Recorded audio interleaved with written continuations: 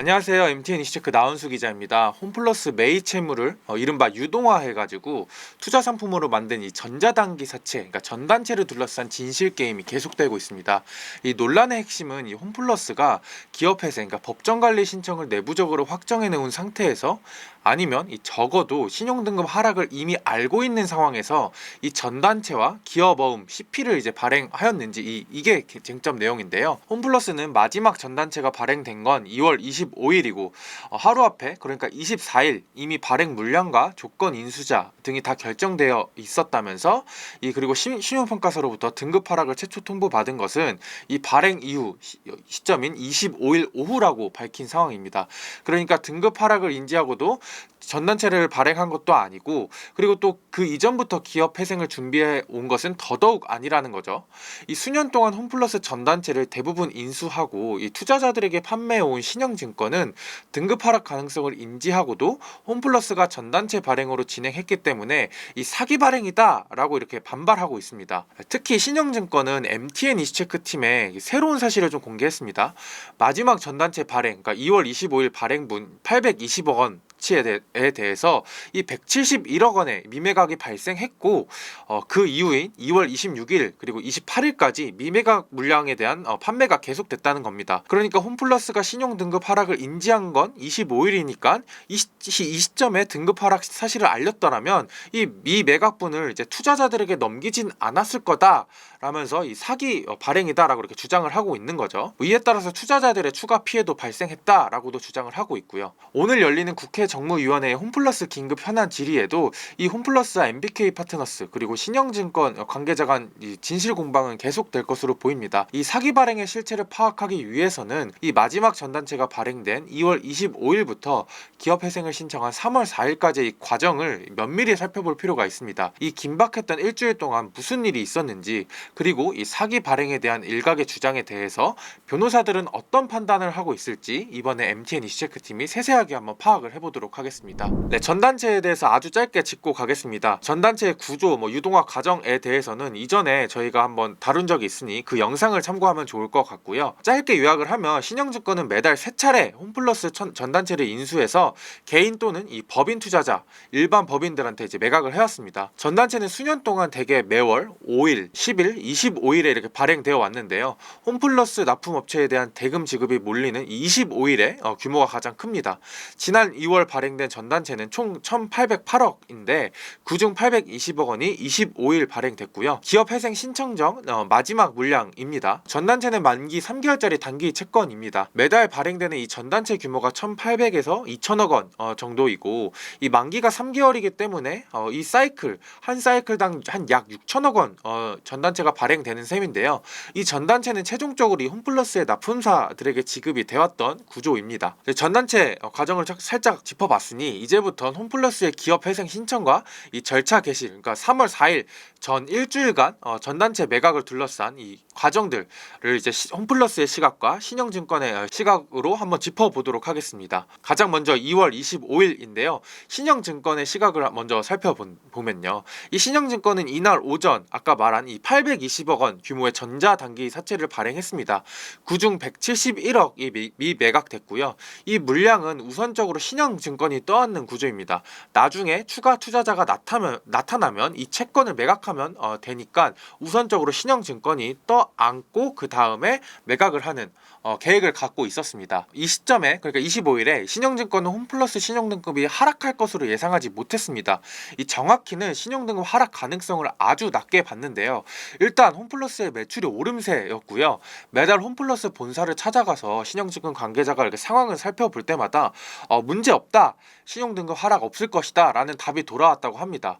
2월은 신용등급 평정이 있는 달이라서 전단체를 발행할 때마다 홈플러스 측에 물어봤다, 그리고 그때마다 문제 없다는 답을 들었다라는 게 신영증권 고위 관계자의 설명입니다. 그러다 보니까 이때는 당연히 신용등급 하락에 대한 가능성, 인지를 알 턱이 없었다는 게 이제 신영증권의 설명이죠. 그런데 홈플러스는 그날 오후 한국기업평가로부터 신용등급 하락 통보를 받습니다. 일종의 예비 통보인데요. 한기평은 등급 하락에 대해서 이의가 있다면 뒷받침할 자료를 추가 제출하라고 홈플러스 측에 요구했다고 합니다.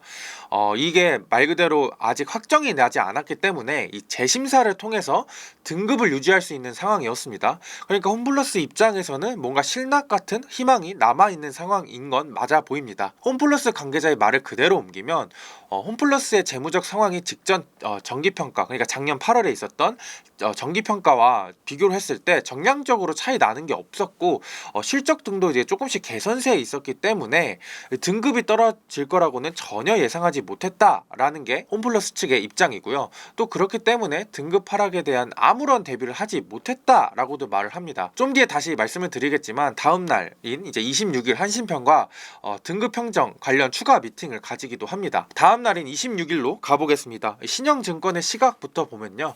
신영증권은 이날 미매각분 171억 가운데 일부를 매각합니다. 이 미매각분은 이제 28일까지 전량 판매됩니다. 그러니까 26일에도 판매가 이뤄지고 27일에도 이렇게 이뤄지는 거죠. 이 신영증권 관계자는 최초 하락 통보 시점에 이게 바로 알려왔다면 이 미매각 물약 171억 원은 우리가 떠안은 채로 투자자에게 판매하지 않았다라는 주장을 하고 있습니다. 그러니까 정리를 다시 하면은 하락한 시점, 그러니까 홈플러스가 하락 통보를 인지한 시점이 25일이니까 그때 알렸더라면 이거를 이제 다른 투자자에게 알리지 않았다, 판매하지 않았다라는 거고요. 통보를 하지 않으면서 추가 피해자가 발생한 셈이다라는 입장까지 이렇게 저에게 말을 해줬습니다. 홈플러스와 이제 MBK 시각으로 보면 홈플러스는 등급 하락을 막기 위해서 26일 부랴부랴 신평사를 찾아갑니다. 매출이 개선되고 있다는 점, 그러니까 RCPS 상환 전환 우선주의 이 상환권 조건을 변경해서 자본을 부채를 자본으로 이렇게 변경을 했다. 그러니까 부채 비율이 확 낮아질 거다라는 점을 어필했고요. 그리고 앞으로의 경영 계획까지 구체적으로 제시를 했다고 합니다. 앞으로 뭘 어떻게 하고 뭐 이 정도를 매출이 개선이 될 거다. 뭐 이런 측면을 아마 신평사한테 상세히 설명을 했을 것으로 추정이 됩니다. 신평사가 우려하는 부분들을 보완하겠다면서 이 신용등급 하락을 다시 한번 생각해달라라고 재고해줄 것을 간곡히 요청했다고 합니다. 한편 26일 이후 미매각분이 지속적으로 판매된 데에 대해서 홈플러스 측은 이 미매각 발생 사실 자체를 전혀 몰랐다라는 입장입니다. 전단체 발행 주관사가 신영증권인데 이 내용을 공유하지 않으면 알 수 없는 구조라는 입장이죠. 신영증권도 이 미매각 발생 사실을 홈플러스 측에 미리 알리지는 않은 것으로 지금 현재로서는 파악이 됩니다. 그리고 또 홈플러스는 신용등급 하락이 최종 결정돼서 공표되기 전에는 신평사하고 등급 평정 계약에 따라서 이에 대한 내용들을 뭐 신영증권에 알릴 수 없다. 이 계약 구조상 그렇게 돼 있다라는 설명을 덧붙이기도 했습니다. 그러니까 이 말은 즉슨 25일에 우리가 인지를 했어도 이거를 신영증권에 알려선 안 된다. 알리면 오히려 문제가 있다라는 입장을 저한테 이렇게 말을 해준 것으로 보입니다. 정리하자면 25일 발행 매각된 전단체는 전날인 24일에 발행 물량 조건이라든지 최종 인수자 등이 정해져 있었던 것은 맞습니다. 그러니까 25일은 이제 형식적으로 발행이 되고 그때 이제 투자자들이 이렇게 인수하는 구조지만 누가 얼만큼 인수할 것인지에 대한 내용들은 그 전날에 정해졌다라는 거죠. 근데 홈플러스가 한기평으로도 받은 건 25일이니까 뭐 이거에 대해서 사실 뭐 문제가 있느냐라는 게 조금 홈플러스 측의 입장인 것으로 보입니다. 하지만 신영증권은 약 2달간에 걸친 등급 평정 기간 동안, 그러니까 12월에서 2월 28일까지 정해지는 이 기간 동안 홈플러스가 등급 하락 가능성을 충분히 인식할 수 있었을 것이다. 근데 이를 이제 전혀 알리지 않은 것은 문제가 있다라는 입장입니다. 그러니까 아까 제가 뭐 신영증권 관계자 이야기를 좀 드렸는데 발행을 할 때마다 문제 없다라는 이야기를 자기는 들었는데 이거를 사실 그 가능성을 충분히 그 사전에 인지했던 거 아니냐라는 거죠. 특히 한기평의 최초 통보 시점인 25일 오후 등급 하락 예비 통보 사실을 전했더라면 미매각 물량 171억 원, 그러니까 26일에서 28일에 171억 원에 대한 미매각 물량을 26일에서 28일에 판매하지 않았을 것이다 라는 거고요. 물론 홈플러스는 이 미매각 발생 사실 자체를 몰랐다는 입장을 밝히고 있죠. 그 다음 날인 27일로 넘어가 보겠습니다.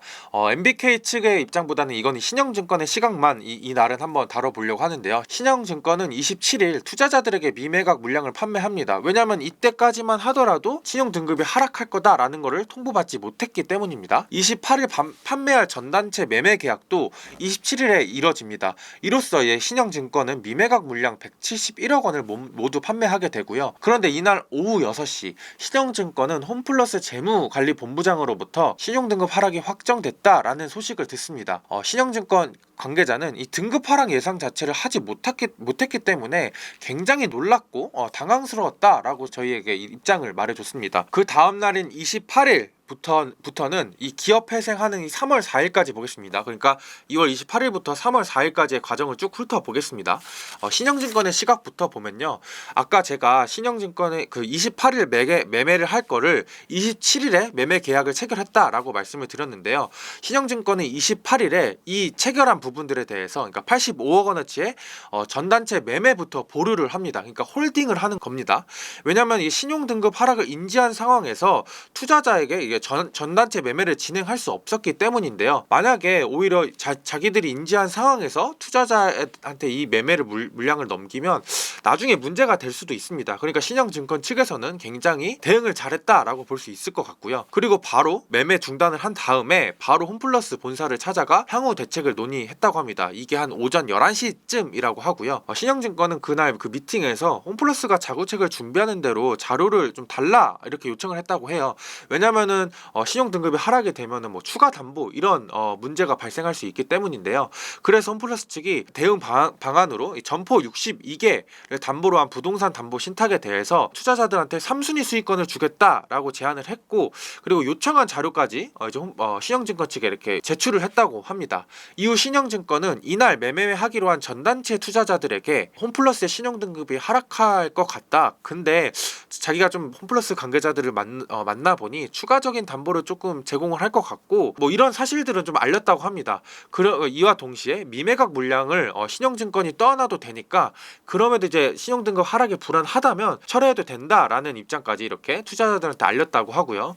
그럼에도 투자자들은 이제 투자를 결정했다고 합니다. 신영증권 측은 이때까지만 하더라도, 그러니까 투자자들한테 이 사실들을 알릴 때까지만 하더라도 기업 회생을 홈플러스가 신청할 거다라는 사실을 전혀 예상할 수 없었다라고 합니다. 만약에 이 기업 회생을 이제 알고 있었다라면 투자자들 역시 투자 의사를 철회했을 것이고 신영증권 역시 팔지 않았을 거다라는 거죠. 그날 오후 홈플러스 신용등급 하락이 공식적으로 공시되면서 상황은 조금 더 급박하게 돌아갑니다.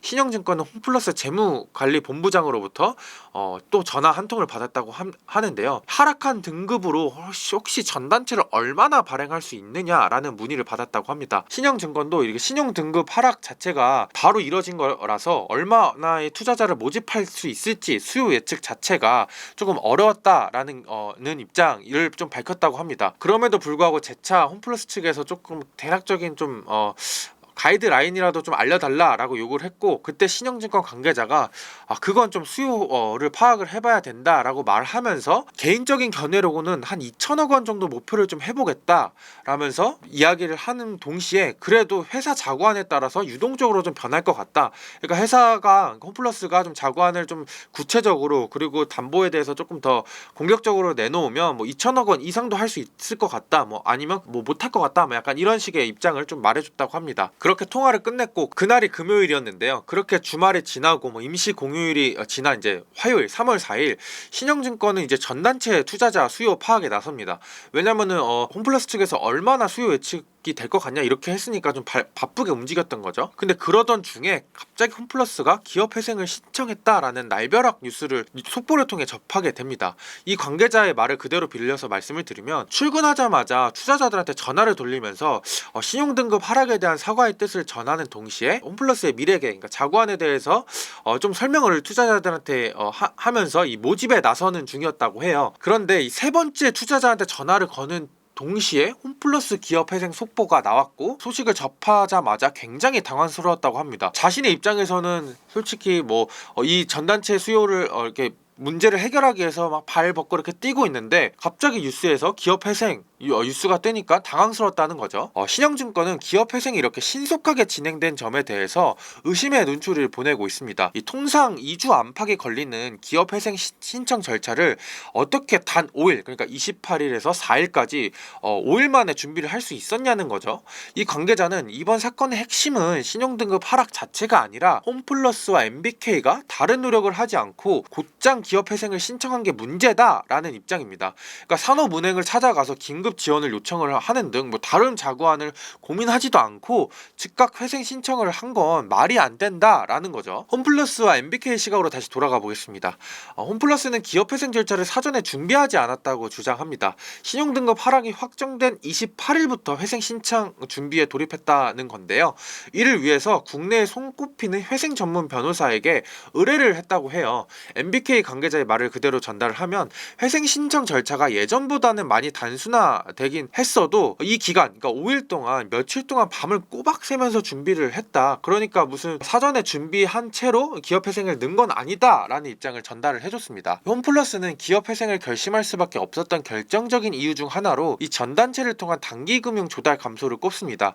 아까 6천억 원의 안팎의 단기금융으로 회사 운전 자금을 계속 전단체를 6천억 규모로 돌리면서 회사 운전 자금을 조달해 왔는데 앞으로 조달 가는 규모가 2천억 원 안팎으로 줄어들면 이 4천억 원이 이렇게 빵꾸가 나는 거잖아요. 그러니까 홈플러스 입장에서는 이 4천억 원의 자금을 다른 곳에서 끌어와야만 이 지금 문제를 해결할 수 있는 겁니다. 근데 홈플러스의 체력이나 여건으로는 가능하지 않았다라는 게 이제 홈플러스의 경영진의 판단이고요.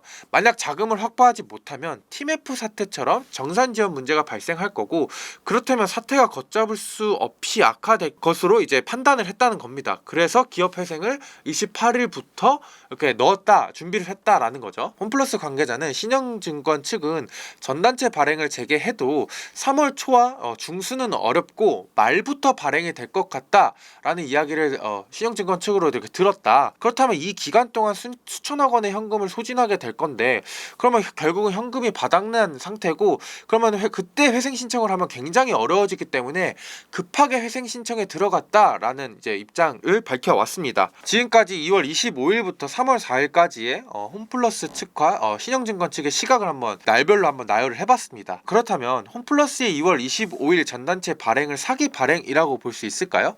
형사 전문 변호사 3인한테 이렇게 물어봤는데요. 2대1로 사기 발행이라고 보긴 어렵다는 판단이 우세했습니다. 네, 사기 발행이라고 보기 어렵다라는 측에 조금 보면요, 조윤상 변호사는 이렇게 말을 합니다. 발생 가능성을 알고 있었다는 것만으로는 부족하다 라는 건데요. 홈플러스가 신용등급 하락 가능성을 인지한 상황에서 전단체를 발행했다 하더라도 사기죄가 성립하기는 어렵다라는 거죠. 과거의 동양증권 사례를 조금 이야기를 해줬습니다. 당시에 유죄 판결을 받았는데 당시 경영진들과 오너가 구체적인 회의와 지시 등이 이뤄졌다라는 정황이 파악이 되면서 유죄가 됐다라는 겁니다. 그런데 아직까진 홈플러스에서는 이 같은 이야기, 뭔가 구체적으로 경영진들이 뭐 이거 기업 회생 넣어야 돼 전에 이런 이야기들이 나오고 있지 않았다라는 거죠. 나도 변호사도 이렇게 사기 발행이 아니라고 말을 해줬는데요. 사기 발행이라면 예전에 전단체 발행 규모보다 그 규모를 현저히 늘려서 발행했을 거다. 그런데 지금 전단체 발행 수준을 보면은 크게 증가한 것으로 보이지 않기 때문에 이를 좀 신영증권 측이 입증하는 게 어려워 보인다라는 말을 해줬습니다. 형법은 매우 엄격하게 해석을 하기 때문에 이를 입증하는 게 쉽지는 않아 보인다라는 말과 함께요. 그렇다면 사기 발행이라고 볼 수 있을 것이다 라는 좀 변호사의 의견을 보면요, 문건일 변호사는 이런 이야기를 합니다. 홈플러스의 주장은 발행일 25일 이후가 돼서야 신용등급 하락을 인지했다라는 거지만, 사실 그로부터 일주일 뒤에 기업 회생의 절차에 들어간 점을 보면은 채권 발행 당시 뭔가 조금 회사가 어렵게 돌아갔을 것을 좀 인지했을 거 아니냐, 그 가능성을 충분히 인지했을 가능성이 높다.